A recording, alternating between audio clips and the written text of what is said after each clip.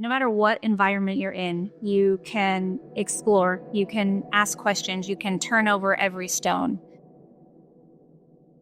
I'm Jess Atkin, and I'm a PhD student in the Soil and Crop Department at Texas A&M University. I come from a blue-collar agricultural family, so college was not going to be a given for me.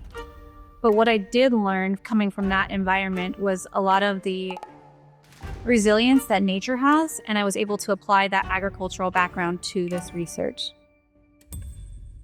So the inspiration for our work came from Earth. It came from the oldest symbiosis between fungi and plants that actually helped plants colonize Earth, land, millions of years ago.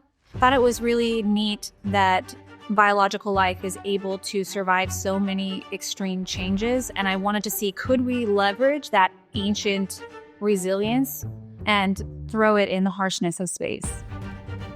We just finished harvesting a USDA study where we studied 16 different varieties of chickpeas to see who had the most resilience and see how they would interact in a near space flight-like environment.